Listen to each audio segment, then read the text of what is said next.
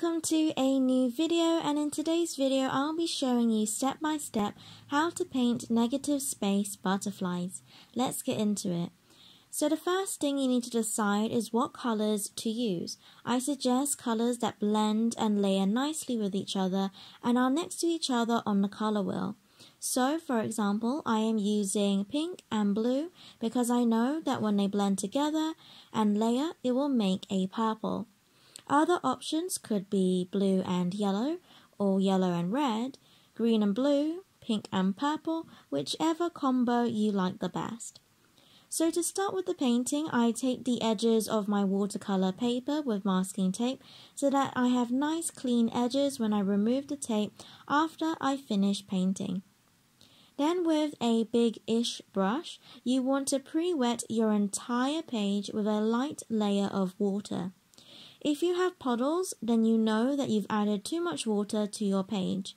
If you do have puddles or areas where you can see a build-up of water, then clean your brush, dry it, and then you can go back to the puddle and soak up the excess water. When your whole page is wet, then you can loosely add a little paint to your page. It doesn't matter what it looks like as long as it's something that you like and it's a light layer. You can see that with mine it's very quick and sporadic, but I'm placing my two colors across my page and letting the wet page gently blend the colors for me. If you have cheap watercolor paper, this will mean that your page will dry quicker, so you may need to re-wet the page when pre-wetting it, so that you don't get that cauliflower effect. But since this is a loose base layer, it isn't something to be bothered about if it does happen.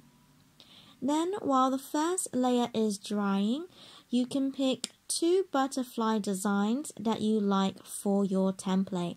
So go online, find pictures of butterfly shapes that you like. I've picked these two. One is slightly smaller and simple, so you can choose one or two butterflies.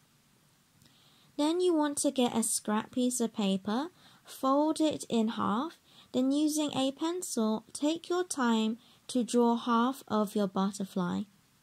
Half of the butterfly's body or abdomen needs to line up with the folded line like mine, and then you draw your wing connected to it. Bear in mind that you need to be able to draw the entire wing, either left or right, at a straight-on view, like you can see with mine. Once you've drawn it out and you're happy with it, with the page still folded, cut along your pencil line, so that when you open up your page, you have two wings that are the same size and shape. Now that you have your two templates, make sure that your first painted layer is completely dry. See if you can see areas that you really like the look of. For my page, I chose 3 different spots. Then I took one of my butterfly templates and covered the space that I like with my butterfly. Then making sure I hold my butterfly in place and it doesn't move, I use my pencil to lightly draw around my butterfly template. You want to space out your butterflies across your page so that they aren't touching each other for the first layer.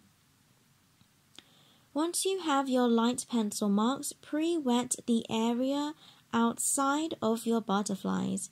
You can gradually do this and add your paint directly around the edges of your butterfly and the rest of the background. This is the negative space. The space within your butterflies is the positive space, and that is why this is called negative space painting. When this second layer dries, the background around the butterflies will be darker and your butterflies will appear if there is enough contrast. So don't be too light with your layers, but also avoid making it too dark, as we are going to do several layers to build up different tones. So remember how much paint roughly you added in the first layer and add the same, if not a little more, for your second layer. You can use a thinner brush to go in between your butterflies if you find that is easier, but if you want a flat wash, then you have to make sure that your page is pre-wet before adding your paint. as you work around each butterfly. If you forget about one area, then it might dry unevenly.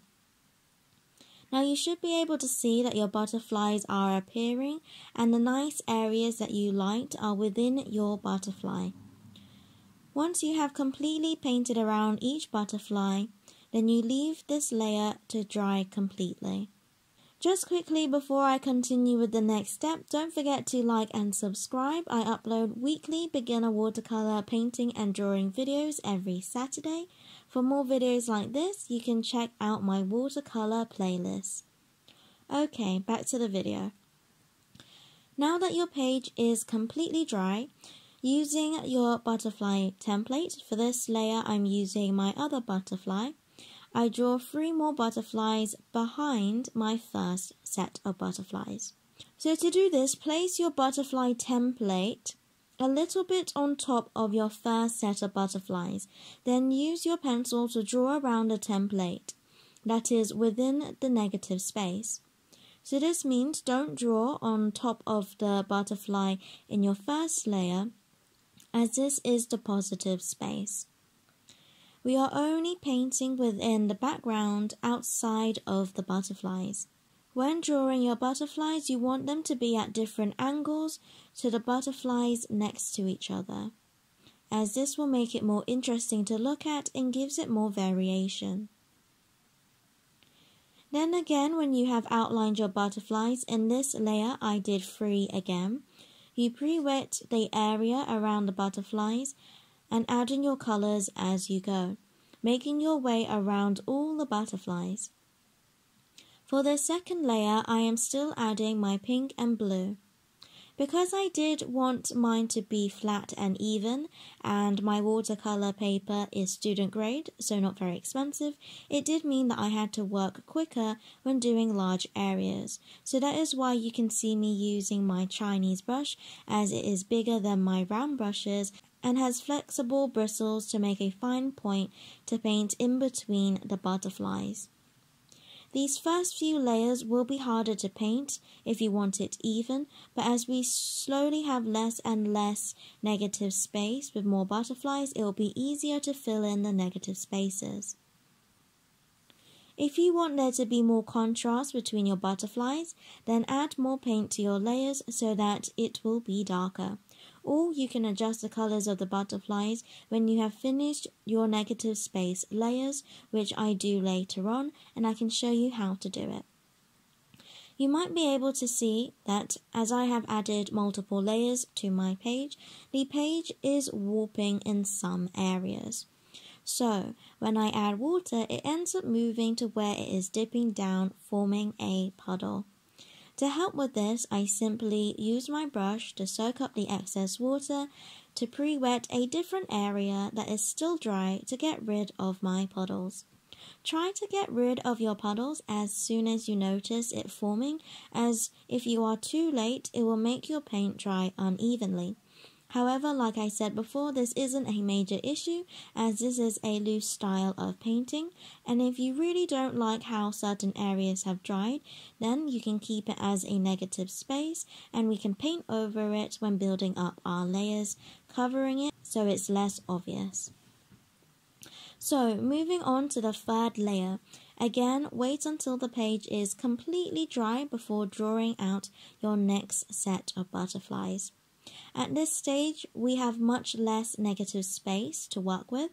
So now you want to position your butterflies in a way that when you paint the space around it, you can still tell that it is a butterfly. This is another reason why the template is very useful, as you can adjust it to decide how best to place it on your page. Because there is less space and I want to do a fourth layer, I only added 2 butterflies for this layer. I also moved to using my round brushes for the smaller areas, and these were a size 3 and 5 for this layer. I am only using blue paint. However, I made this blue paint a little bit darker to the one that I used in the first 2 layers. It is the same blue, but I mixed more Prussian blue to make it darker, as I wanted more contrast between the different layers of butterflies. And again, you want to make sure that you paint the background part or the negative space around every single butterfly.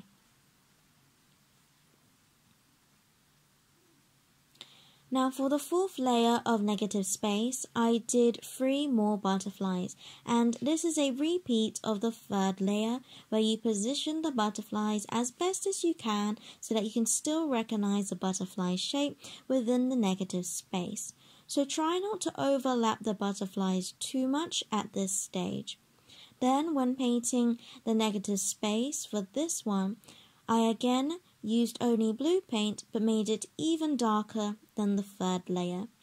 Since this is my last layer that I'm doing, this can be really dark. For this layer, since there is very small spaces of negative space left, there is no need to pre-wet, and also because I want this layer to be really dark, I don't want the paint to be too diluted. And then I left this layer to dry.